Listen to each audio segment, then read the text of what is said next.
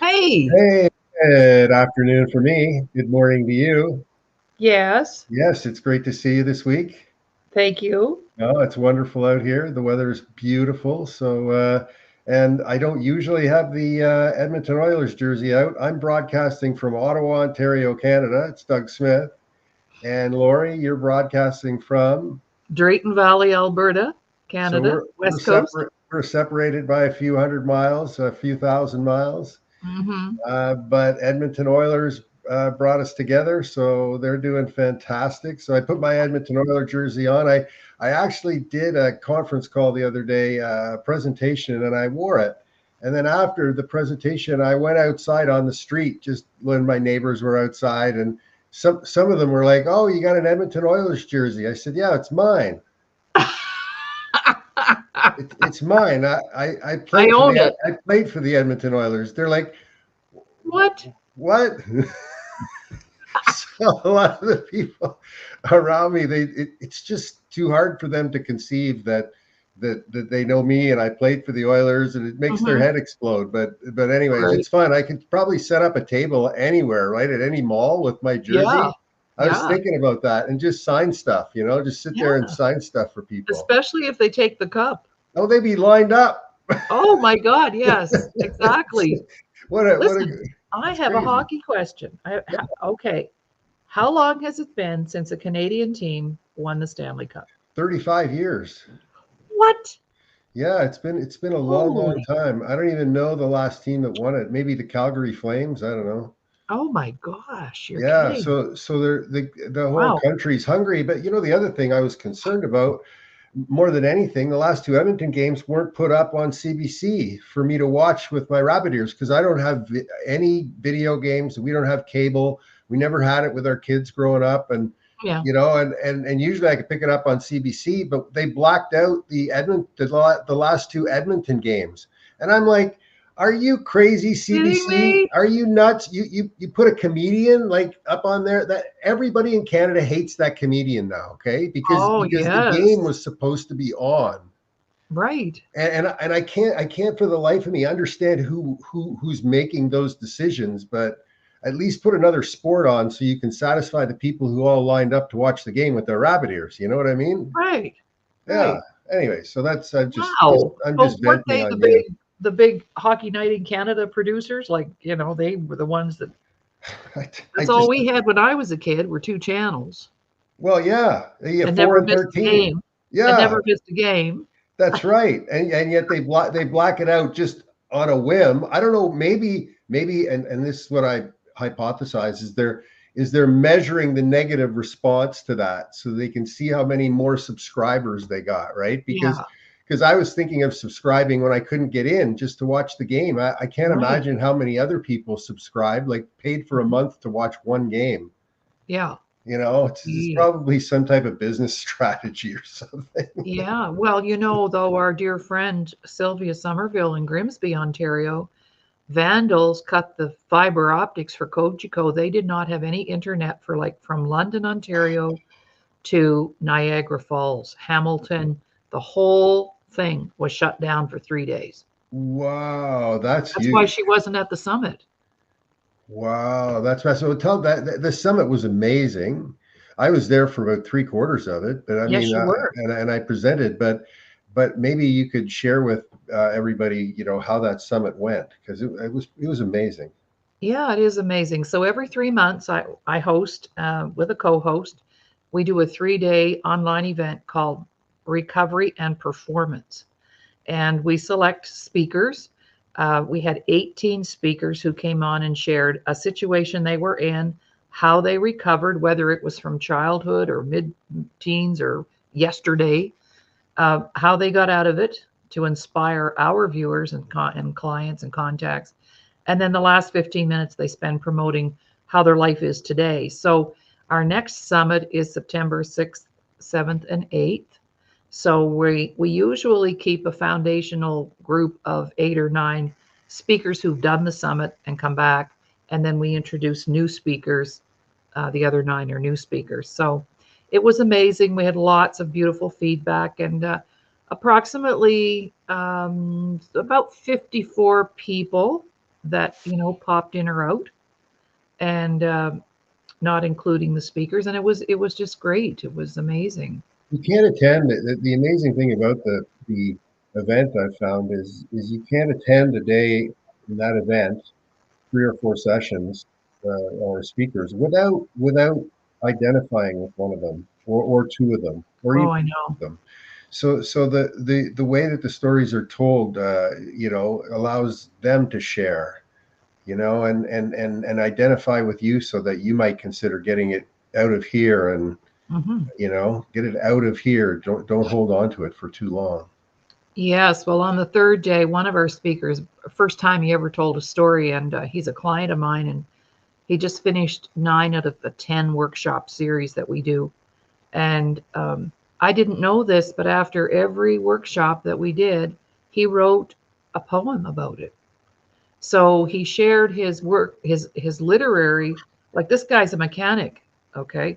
But he wrote about mending his heart, and the analogies he used were like as if he was fixing an engine in a vehicle, and how Wow. the pieces were on the table and how he put it back together, and it was all based on our process that we use to help people forgive themselves for stuff.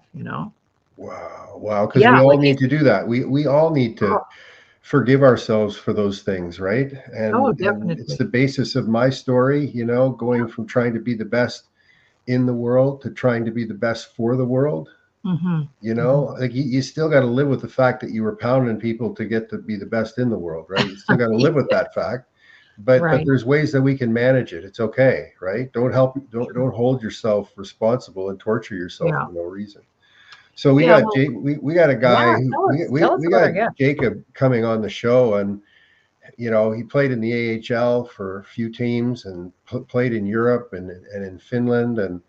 But the remarkable thing about his story is he grew up in Riverside, California, and the monumental task to find ice in California, and the time of Yes. days and how far you had to travel, and Wow. to be able to love the game, love the process of sports so much, and like all players trying to make it to the top, there's situations in his life, like in mine, where you get whacked so hard emotionally, it's almost impossible to get up, but you do. And Jacob has, and I'm looking forward to really getting to know him a lot better on the show today. Beautiful. Well, we'll take a little 30-second break, and while that's happening, I'll bring him in. And this is an opportunity for you to consider if you have a product, a program, a service, a cause, a book, whatever, you can advertise on our show. So right now, we'll just give you that spot. There's nothing on the spot right now except snowflakes floating up in the air, and but that's to give you an idea that this is when you could have be featured. And last night, we have a bunch of our people on our facilitation team. They're going to do 30-second and 1-second clips. So I'll invite you, Doug, to book that in with me, so we can have those little clips available as well, and we can push them in there. And yeah, so here we go.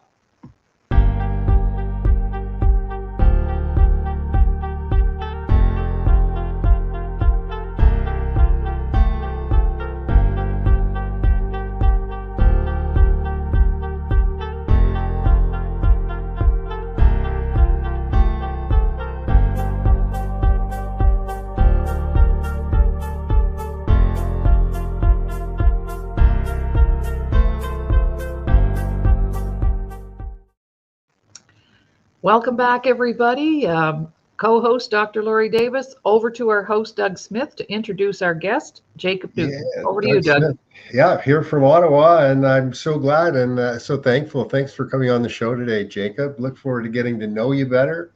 Where are you coming from today? Well, first, before I get there, thank you guys so much for the opportunity to come on here. Feel very honored and humbled to be here with you both. I am currently residing in Cleveland, Ohio, so just across the lake from good old Ontario, Toronto. And Oh, it's been a journey from Riverside, California, where Yeah, you grew up, right? I mean, we're on a hockey. We're talking hockey today, and we're both very competitive athletes, professional athletes. But to me, after playing for the Kings in the early 80s, it's unimaginable that you could grow up and make it to the top, coming from, Southern California. So, I've read so much about you because it's hard to stop reading your story about, being in the car and getting an education in the vehicle. Yeah. Well, first and foremost, Riverside is where I played the most. It's actually not where I grew up. I grew up another 55 minutes southeast from Riverside in a small little town called San Jacinto, which is right next door to Hemet, if you've ever heard of Hemet. Well, near Mission Viejo, no? No. I was close to Palm Springs, actually, about 20 minutes. Oh, you're going into the desert. Okay. Yeah. Laurie was just in Palm Springs not too long ago. Yeah. Okay, yeah. So it was actually rated the 4th worst city in the whole state. So that's where I came from. Okay, good to know. That's incredible. Yeah. So how did you get started with? I mean, was hockey something that was available to you, or no, when you were growing up at the beginning? Yeah. So I was actually born in Arizona, and immediately after, we must have shot straight up to Canada. All my family, my mom, both my sisters and my oldest brother were all born in Leduc, Alberta. And so my younger sister and I were Irish twins. She was born 11 months after myself, and we were there for roughly three-ish years. And then to be closer to my to my grandma's illness, that's what brought us down to California into a town called Beaumont.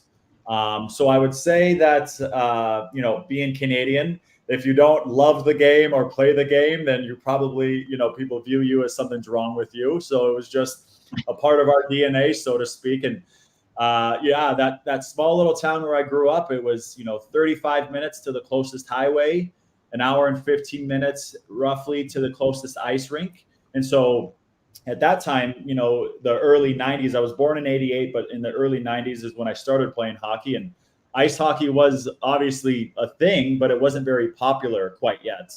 Obviously, Gretzky coming in 88 certainly helped with that. But at that time, we weren't going to drive an hour to Riverside to play ice hockey. We're going to crush roller hockey. We started out in the street behind my house, getting all the kids around the area to come and join us. We got featured in the newspaper, the local newspaper, which was kind of cool. And then I played roller hockey until I was 11 before making the transition over to ice, which is what then brought me to Riverside, California. Wow. Okay. That's amazing. So you were on wheels before you were on blades? Yeah, yep. For a long time too. Wow. That's cool. So nobody knows, not many people, I haven't told it on this show, but I had the first pair of inline skates, me and Steve Jensen, in 1981. They were prototypes built for us. And we were the first ones on the Strand in Los Angeles with them. We were going like 30 kilometers an hour and blowing by people. Like it was just, they were chick magnets, those things in the beginning. Yeah, that's awesome. I do a lot of rollerblading now. I'm sure, Doug, you might have heard, right, that rollerblading is going to have an impact on your stride in ice hockey. And sure, maybe when you're younger, but I don't have to carry about that anymore. Now I'm on my blades every day here in Cleveland, and I'm never taking them off. That's for sure. Really? So after I broke my neck, it was my goal to get back to skating, and I did. And then I went in a race in Stittsville, Ontario, a road race on rollerblades. When I was 42, and I won the race by like 8 feet. There was like 300 people in the race, and it was like 12 kilometers.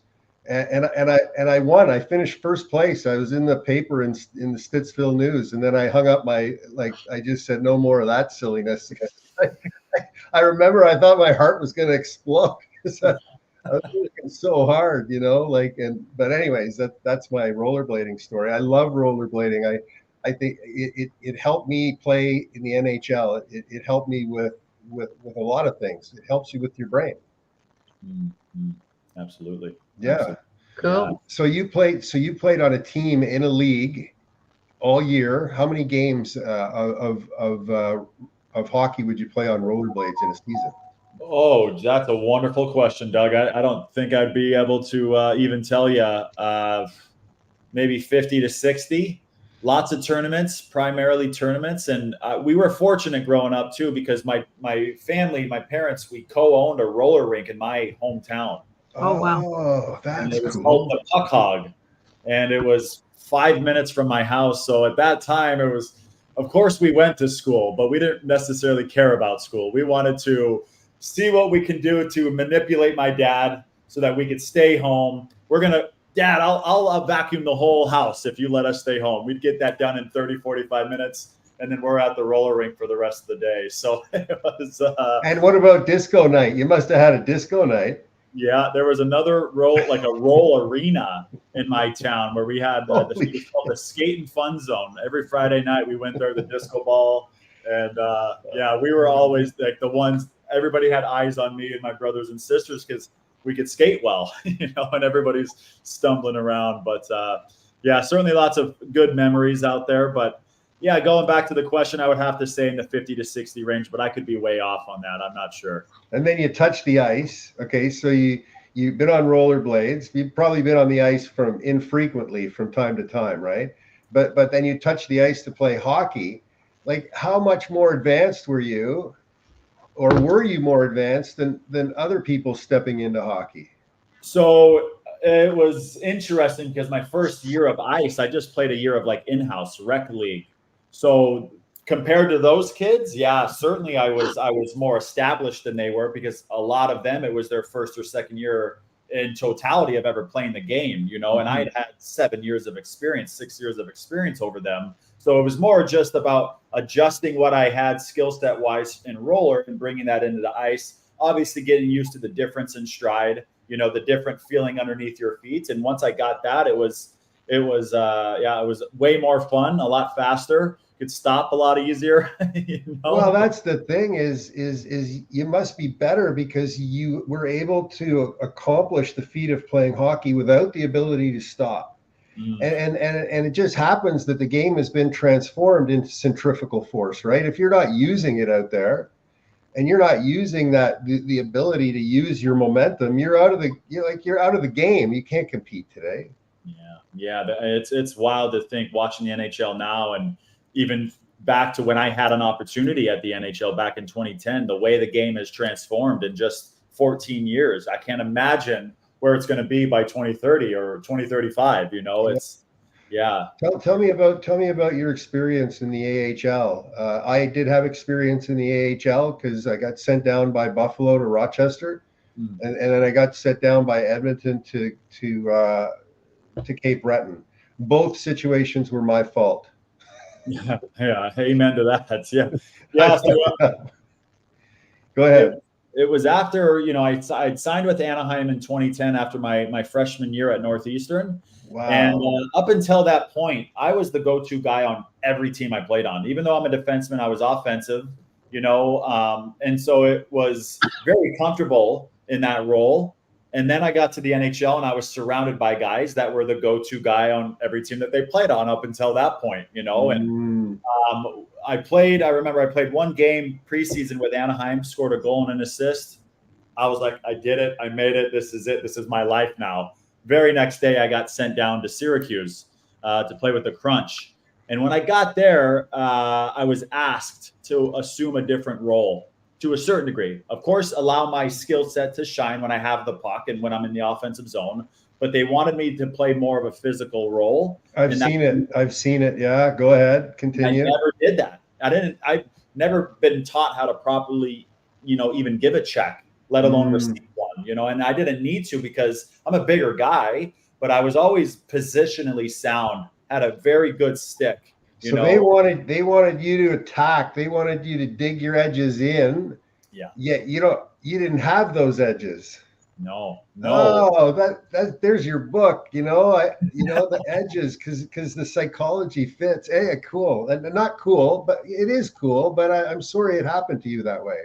No, I'm completely at peace with it all. And the work that I do now is trying to help players with expanding the way they see themselves. So if I would have had an expansive mindset then, I could have understood that just like all the other skills that I had to learn and work at and be intentional with, just like I learned those, I could pivot and learn some other skills that are going to allow me to have longevity You know, I never dreamt of playing in Europe. I didn't even know there was hockey in Europe. I was so focused on the NHL, and I got there. And because I was lost in victimhood and blaming and complaining once they asked me that, I was so resistant.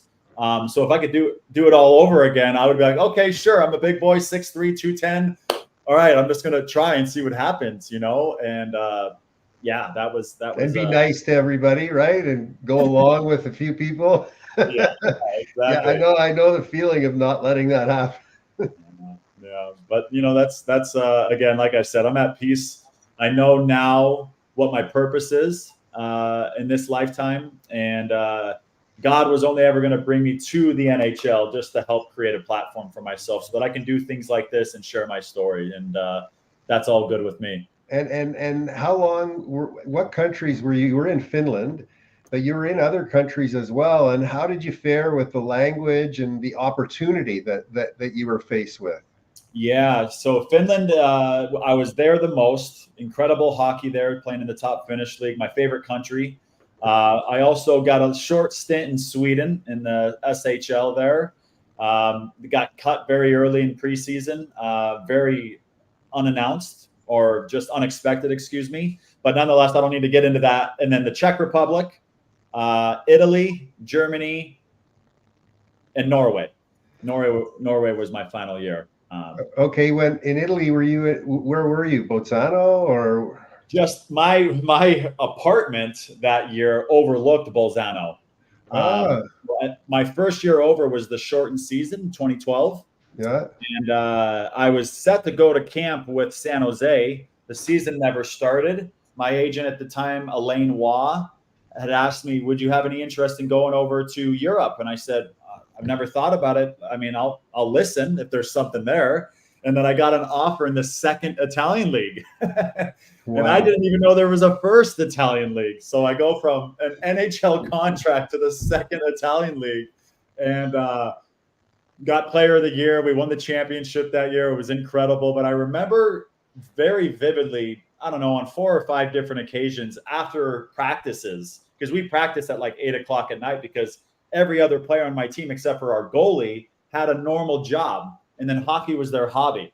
A lot of them didn't get paid. Some of them got paid for gas, and that was it. Mm-hmm. You know, so they weren't being as intentional as I was in terms of, this is my career. I'm practicing it daily, you know?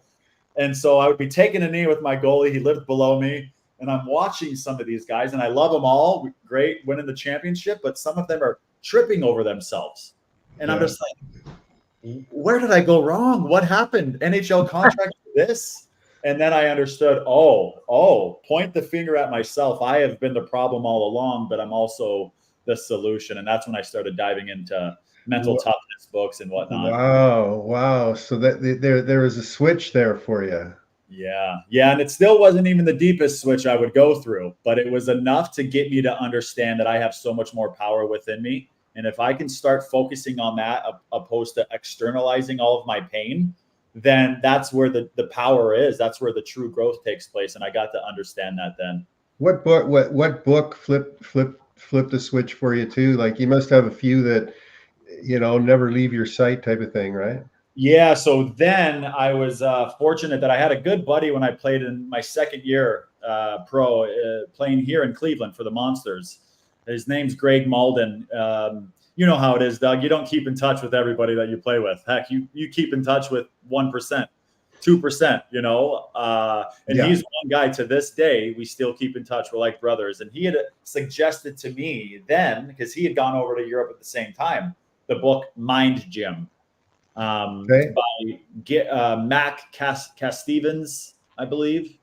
And so I just started diving into that. And it just got me to understand my mind a little bit more. It gave some perspective shifts, which I'm sure you could agree that a lot of hockey players need that. They need to have a shift in perspective. And if you can provide that to somebody, you're changing their lives, you know? And so that was that. I read The Champion's Mind, which I actually took more from in comparison to Mind Gym. I wouldn't be able to tell you so much because this is 10, 11 years ago now, 12 years. And the book Relentless was good by Tim Grover. Mm-hmm. But what I began to recognize in all of these books is that there's so much talk on what to do, and there wasn't nearly enough talk on how to do it. So there's a lot of information, and I think it's overwhelming when I don't have a clear path on, okay, how can I be that? How can I be the closer? How can I be mentally resilient? Even though I already was, I wasn't aware of the fact that I was, and so I needed some guidance on how I could really turn the mental game into my advantage, because at that time it was abusing. Unfortunately, I'm at peace with it. It took my divorce for me to then pick up a book that has shifted everything in my life. And that book is called The Untethered Soul by Michael Singer. That really got me to fully understand my mind, my thoughts, where they come from, and understanding that I have the power and the ability to control them and select my own thoughts. And that's been a game changer for me. I just read it 2 weeks ago. I'm happy. Yeah, no, it's a very good read. It was fantastic. So I hear you on that subject. So what did you do? What are the actions you took? Like once you become aware, and I see on your website, right, that awareness is number one, and awareness is number one in my work as well. Right, but there's still action that needs to be taken, right? Purpose that needs to be identified. Yeah, I think for so many people, it's getting clear on not only who you are as a person separate from sport, but then in hockey is being honest with yourself about the type of player that you are, where you're trying to get to. And I think all too often, not enough players are being intentional with just that right there, which creates clarity. And with the clarity, the direction comes. Waking up with purpose, knowing, okay, this is where I want to be. This is where I want to go. This is where I want to take the sports. Now here's my action steps. So the what and the how become a lot easier when that why is strong enough, And so after reading that book, I also tapped into a creative meditation and manifestation book, which presented me with like daily tasks or daily activities to do, writing things down, drawing, just really helping you to cultivate presence, to be in the moment and understanding when you've been distracted, when you've kind of veered from the here and now, and how to quickly recognize and get back to right now. Yeah, little tricks, like an Apple Watch almost, right? Like that awareness, you got to keep that thing ticking all the time, right? Yeah, and it's emotionally exhausting at times, to constantly be trying to combat the negative thoughts, because they're going to come, 60 to 70 maybe more thousand thoughts per day, in the subconscious.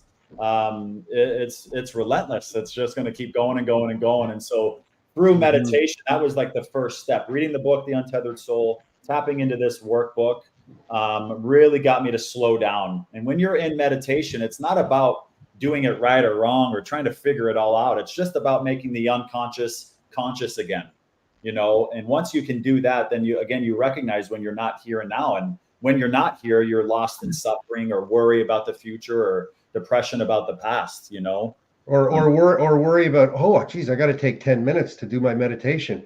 You get to that point where it becomes so silly, right? The thing that makes you better, and it does, and 10 breaths into it, you'll know it does.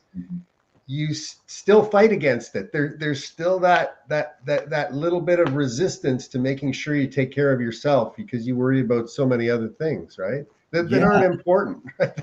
Yeah, literally, about 98% of them aren't important. But what I found is that so much of it is that we've been so conditioned and programmed into a particular type of way. When we start doing different things and stepping into the unknown, our mind it wants to keep you safe. So those thoughts are going to start to arise when you're stepping into something new, and it's not a bad thing. Your mind's just trying to keep you safe. Thank you, but I'm going to go and venture into that, because that's where the growth is. And you could attest to that too. Once you tap into the meditation, the patience and poise I played on the ice with was at a whole another level because of it. And had I not done that, I wouldn't have had that season. And that was the best season I had during my career when I first started tapping into the more mindfulness stuff.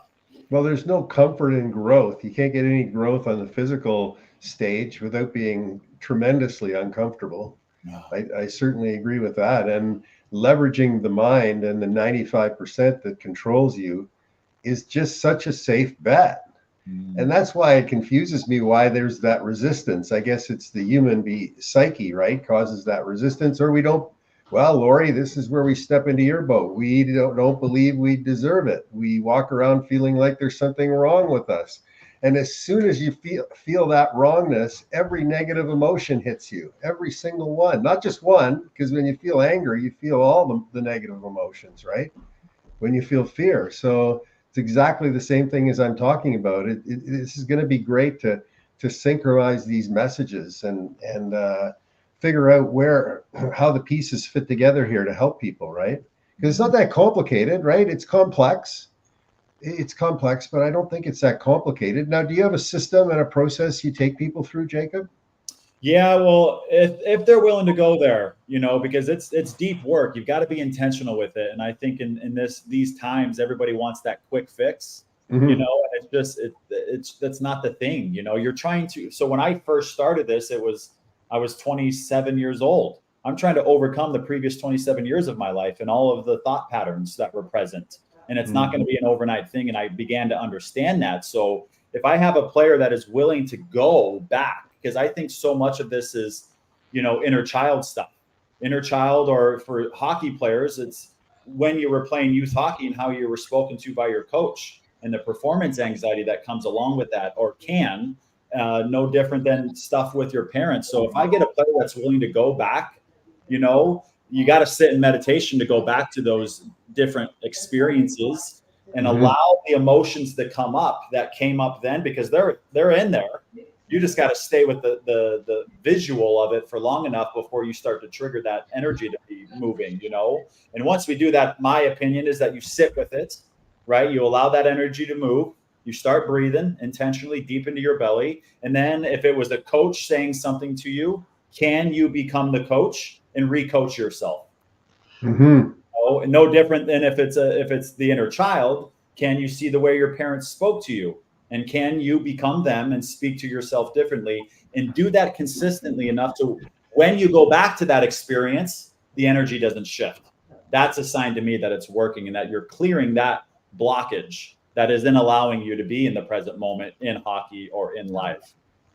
Now, in your experience, how was it? Like, people listen to this and it's like an unwinding process, right? So for you, I guess there was stuff that you had to deal with just like I did, right? Like, there was probably a list of things. Like, are you okay to share any of those things? Oh, brother, I'm free to, I'm open to share really anything. I've put myself out there in regards to my story, and I don't intend on stopping at any time. Okay, good. Excellent. I'm on the record, by the way, with the class action litigation against the Canadian Hockey League. I was the only NHL player to join that class action litigation and be deposed. And so my story's sitting there, waiting for something to happen so that, all this talent that never made it because of really bad shit, like the stuff that happened to these other guys is like so far worse than mine. You could tell why they never got a shot to play in the NHL. They ran away. They had to run away, right? Yeah, it's a absolutely. really sad story. So, like, I'm open to. I've been out there in the public eye, but some people are, some people aren't. So, go ahead and share like your perspective and your experience. Yeah. So, going all the way back, I think I'm aware of what you're speaking about with I believe I sent you the article, but nonetheless, going back to when we had just moved to California. My mother's brother had passed away, leaving behind his wife and 3 children. And the wife wasn't fit to be a mom at all, let alone a single parent. So we then decided to adopt my 3 cousins. So I've got 2 brothers, 2 sisters, and now we're bringing in 3 more. So we got a family of 10 in a tiny little house in California. But what my parents didn't know at that time, because you don't know unless you ask. And even if they would have asked, I don't know if they would have been told the truth or not, is that all 3 of those cousins coming to live with us now had all been sexually abused. And the eldest of the 3 would have been 16, 17 years old, then began doing those things to me from the ages of 5 to 7. I got it all here. I've done a lot of work so that the energy is not shifting anymore, but I can still think about the things. And I remember so vividly one time me telling him that if he didn't stop doing what he was doing, that I was going to tell my parents. And I'm 5 years old, 6 years old, looking up. He's very tall. He was the monster. He was the monster to me, you know. And he said, "Well, if you do that, I'm going to beat you up." And I took that as truth. That was truth to me. And that fear that sentence put into my mind and into my heart led me to never saying anything. I remember walking up the stairs, looking straight at him, thinking, I want to go tell my parents. I want to go and tell my parents about what's happening to me. But I know it wouldn't have happened, but that's what my mind was telling me. I know that by what he said, I'm going to get beat up after. And I didn't want that. You know, he'd already done so much to me. I don't want him to beat me up now. And so I never said anything. And then I had no help, no guidance or anything for 18 years. And now when I started getting help, I was under an NHL contract. And, you know, kind of fast forward from those experiences to when I moved away from home when I was 15 to play juniors, just outside Portland in the Northern Pacific Junior Hockey League. I don't even know if it's around anymore, but, you know, you move away, you get introduced to a little bit of popularity in that town, a little bit of fame, so to speak, and then alcohol and women, you know, and that's where the domino fell. Towards the end of the year is when I started to drink a little bit. It wasn't anything too crazy then, but as a 15-year-old that was experiencing a lot of depression, that needed love and connection and attention, needed to be, you know, seen and heard and understood. The emotional swings I would go through back then was very evident of what I, you know, went through as a child. And then that was my junior year of high school. I went home for my senior year. So shy, so timid, didn't hang out with anybody. I was known as the hockey player in high school. I actually got voted the most likely to be famous, which is funny. That's great. Yeah. And then the very next year, I moved away again to play in the NAHL. And the team I went to was notorious for the partying team, but they were always winning, you know. So the Texas Tornado is who I played for. And yeah, that is when everything kind of went downhill in terms of my personal life with the drinking, smoking, chewing tobacco, partying. But my biggest enabler, guys, was how I was performing on the ice. I was still able to go out there and be the guy, you know, and get the points and, you know, lead the team to victories and to the playoffs and everything. And so in my mind, nothing was wrong because of the game that I love. I was performing at such a high level. Oh, it's going on right now. It's about probably 50%. I've got all the data on retiring and when players have to, you know, how long it takes for them to leave the game, divorce rates. Like it like the story you're telling right now it is beautiful because it at least brings it to light so that other guys can maybe step out and say the same thing. Yeah. That it got out of control, right? It wasn't linear. Okay, this thing isn't linear. It's up and down. You become an asshole, and then you realize something, and then you become an asshole, and you know it seems to be that way, right? I hear that commonly. Yeah, absolutely. And yeah, it's interesting. I was performing all the time. I was performing on the ice, and I was performing off the ice, and I was certainly lost. I had no identity. I didn't know who I was. You know, I was lost in people pleasing. I got my happiness from my teammates being happy with me. If I got a text from a teammate, "Hey, Newts, what are you doing tonight?" Oh, that took me so high, and I lived with that. And then again, the high that came in the game was coming because I was the guy. I was power play guy, scoring goals. And it was just everything was just so high, you know. The level of flow is so great, right? When you go to the rink and you go out and you score a couple of goals, and it happens a few times in a row, and it's like all of a sudden you just get swept away by this thing, right? And if you don't have a solid basis or somebody to call, right? Or somebody to reach out, like just to be able to call instantaneously, no hesitation. Doesn't matter if it's 3 a.m, you know, take you need somebody to be able to take that phone call, because that's one thing I remember never having, right? I just never had it. Yeah, I think what a lot of us lacked, whether we're men or women, is a positive male role model, somebody that we could look up to. I know I didn't have that, and if I did have that, what an incredible thing that would have been to, like you said, to just give a call to somebody. Hey, I need to talk to you. Would I have done it? I don't know if I would have done it. Well, I had those type of friends. I think you had those type of friends too, but they didn't do this professionally. They weren't doing what you do today professionally to help somebody else, because there wasn't as many of them, like we didn't realize that it was a necessary thing. And so, but there's still hesitation by the confident athlete who could be way better because their ego's in the way. And if they're listening to this, or their mom's listening to this, always get that other perspective, and Jacob, you're a good guy to have them chat with about this. So that's what I'm talking about. Yeah, and I appreciate that. And I think such a big thing is that us as parents, I'm a parent myself, I've got 2 kids, but even though they're still so young, I can sense already that they don't want to hear from me.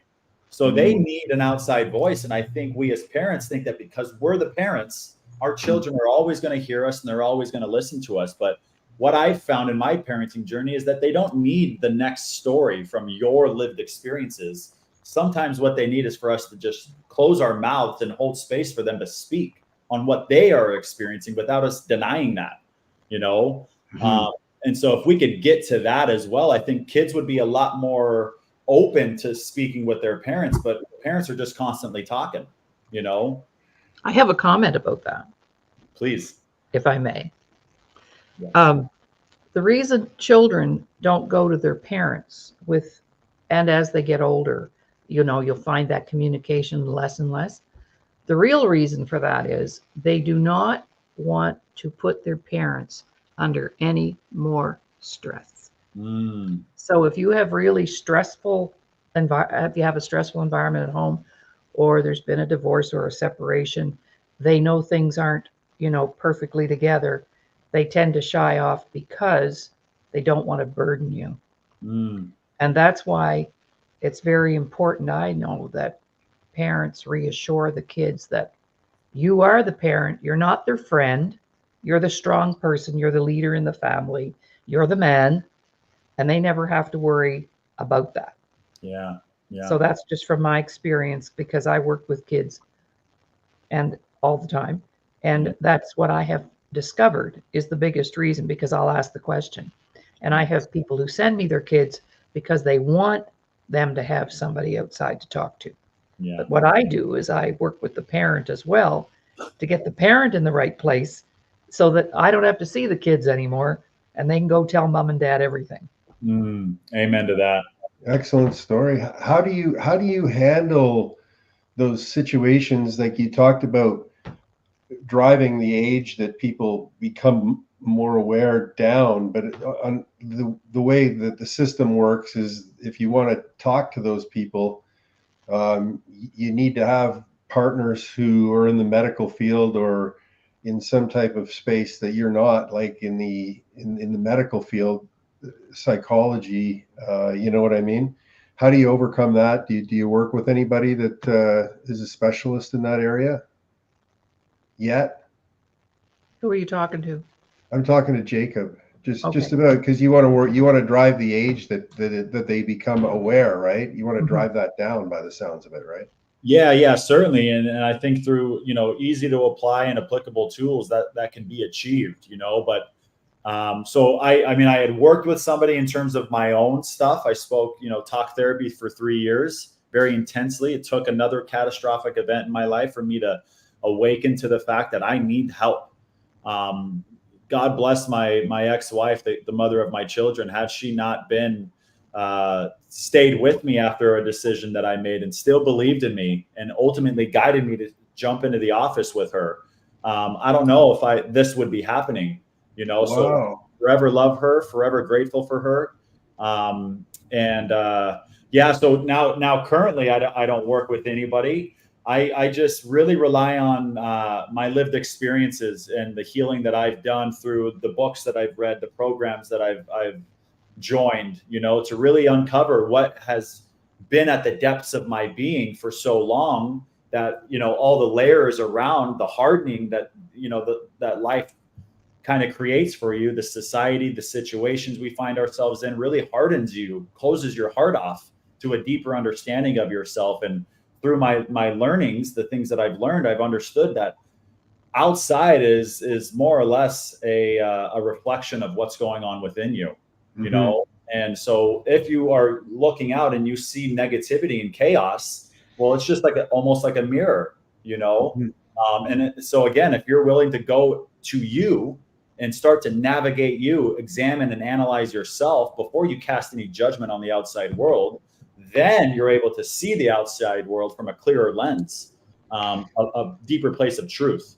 I find that most people have to be flying Mach 5 into the ground, yes, before they're ready to invest in themselves, almost, Yeah, I think that's the most unfortunate thing, is that I'm in agreement with you. It takes catastrophe for people to wake up, and at times it's still not going to be enough, and how do we flip that switch quicker? So that's the puzzle I've been working on for quite some time, and I'm still working on it. And, Laurie gets it, you get it. I think that's one of the switches we're looking for, right? Yeah. Go ahead, Laurie. No, go ahead. I was just going to say, when I hear that, I reflect on my first year playing with guys that had careers in the NHL. And, I had always had the $1 million legs. I was told, you got $1 million legs, $1 million legs. My skating ability was at a level that's allowed me to get the opportunities that I got, but what I lacked was the $1 million mindset, and so having my teammates coming to me, Newts, you've got so much more. What are you doing? Why are you the last one here and the first one to leave? I was so focused on making sure that my wife was doing well at home, entertaining her, that I lost sight of what I was there for, and so even though they were trying to wake me up, my experiences were what was going to be my greatest teacher. And it took, again, 2 more catastrophic things within my 20s. The first one was, I'll admit it, I put it out there. I cheated on my wife. I had an affair, and she found out just a week later. The whole story about how she found out is insane. It's very, it was intense. It happened during a game. I had gotten sent down from the AHL Monsters to their CHL affiliate because they didn't have an East Coast team. And that team was playing in Allen, Texas, which is a town over from Frisco, Texas, where I played juniors, where I was all about partying and meeting all the women. Now I'm just a town over. I got right back into the same habits, contacting people that I knew, and made my decision. And that woman found my wife during a game and told her face to face. And I remember warm-ups when it's a movie. Yeah, it was intense. And anytime I had family in the stands, I wanted to know, I felt a lot more comfortable if I knew where they were at, if I could see them. And so I saw her during warm-ups waving at her. First period, there she is. Second period, she's not there. 5 minutes in, she's still not there. I'm like, bathroom? No. Line for food? There's no way it's that long. Oh, no. Made the connection. I was like, oh, I need to check my phone after the second period, but I can't because I know what's waiting for me. And so game ends, check my phone, boom, there it is. In the locker room crying, just felt some deep, deep pain. And, I took ownership of it immediately. And that's when the very intensive therapy began, even deeper for myself. And then we went through couples therapy. And then now fast forward to my first season going over to Europe by myself really quick. That decision that I made got me to understand that the choices I'm making in my life are having an immediate impact on those closest to me, the ones I love most. That's an observation there. That's perspective, right? Yeah. And then now fast forward, this would be 5 years. We had a tough year in the Czech Republic. I didn't have such a good season. I had this mind then. I just wasn't aware of the awareness within me, and I didn't have the ability then to leave hockey at the rink, go home and be dad and be husband. and I brought it home. Never emotionally abusive or physically or anything. I was just not this bubbly person that she was so accustomed to, you know? And so we went home after that season, and she said, I'm not coming next year. I'm not coming back over to Europe. So you have a decision to make. You either go by yourself, me and the kids are staying, or you finish your career and you get a normal job. Well, that wasn't an option because hockey's all I've ever done my whole life. I've never had a job, you know? And so I made the decision to go to Finland, back to Finland. And then 2 months into that season, she had decided she didn't want to be with me anymore. Now I'm on an island in a foreign country, 5,000 miles away from my kids. I just wanted my kids. I wanted to hug them. I wanted to love on them. Excruciating pain. Yeah. The amount of tears that came, I was broken then. And then I realized, I don't want to allow what happened inside of me come at like the expense of somebody else's decision. You know what I mean? Or somebody else's actions made me feel the way I felt. That's not okay with me. And that's when I really turned within. And then The Untethered Soul was the first book I picked up. After 10 days, I was able to regain slight focus enough to read a book. And that book is what catapulted me into a deeper level of healing that when I was going through talk therapy, never gave to me. I look forward to, maybe having you on another show to talk about the meditation process you're using and what you found, because I'm very interested in that. So that's cool, huh, Laurie? That could fit into the health and wellness part of the show too. Totally. Yes, totally. And when you talked about the sexual abuse, I also am a survivor as well. But when it happens to our men, when it happens to our boys, and I worked with tons of clients who, to process that. But there's an extra veil of shame that comes when it's our guys, because guys are supposed to be able to take care of themselves. That's conditioning too, right? So when women are sexually abused, well, it's kind of like, oh yeah, well, that's normal. But when it happens to our boys, the shame level is intense. So when you shared that, and thank you for sharing that, because of course we have two famous hockey players here in Alberta, Sheldon Kennedy and Theo Fleury, who wrote books about their experience, and they were sexually molested by their coaches. And so within the framework of the hockey family, there's a whole lot more of that than anybody realizes. And it's like a deep, dark secret. But I'm from the East Coast, and we have a saying out there, you'll only ever be as sick as your secrets. So for you to come clean with that is huge. And also the infidelity, that's pretty common in the family of whoever, the brotherhood, whether it's police, hockey players, it doesn't matter. And it's not really about sex, actually, is it? It's about breaking promises. So everything that you've talked about, Jacob, I can connect to. So my work was to go to the bottom line of everything, and that would be the lack of self-love and the lack of self-worth. And when we're there, we don't make very good decisions. So that's the work that we've done. Actually, how old are you now? 35. 35. Yeah. Well, I've been doing this longer than you've been alive. You're seasoned. Totally. 40 years. Wow.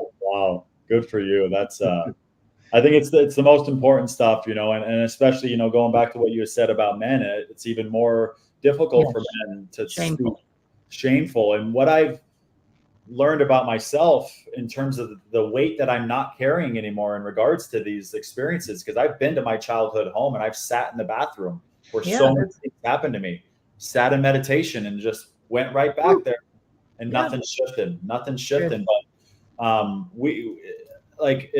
there's no shame for me because it wasn't anything I did. It was done to me. The shame, but a lot of people don't get that right away. Of course. Any shame I feel now comes from the decision I made to step out on my wife. That was me. I did that, There's shame there, certainly.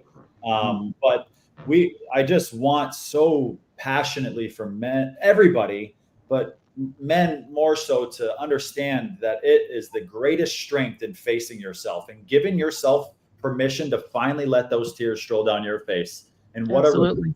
a energy that is. I feel Absolutely. lighter every single time.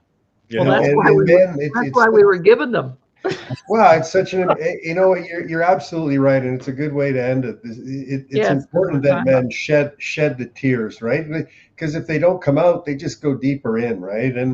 And so like that's a great way to finish this one. Really, really appreciate you coming on, Jacob, and we'll have you on the health and wellness show too. This is such an important message for our athletes and their families. You know, it's incredible. Thank you very much. Yeah. Thank you guys. What an honor. And I look forward to the next one. All right. Thank you, Jacob. And it was great listening to you guys banter back and forth. I always learn lots when I'm listening, because when I'm talking, I'm not, I'm not learning much. So I appreciated the opportunity today to have you guys be able to carry the conversation. And I really enjoyed myself. So thank you very much.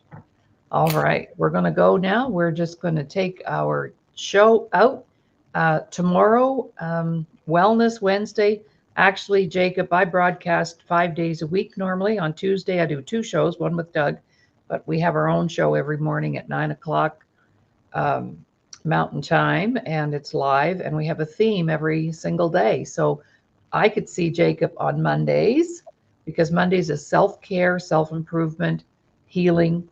Tuesdays is finance with Ramin Modiri, but we did have a musician show up today, so we're very flexible.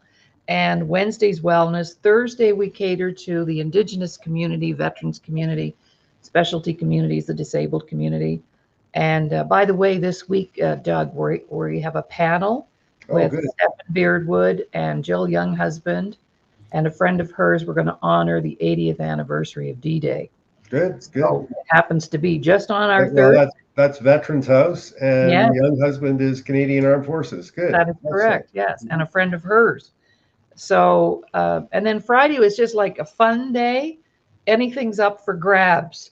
So it could be an artist, a musician, an author, a single mom bringing up a great family. I mean, it could be anything. All right. So fun factor on Friday. So thank you guys very much. Thanks, Laurie. And we'll be right back. Thank you, Laurie.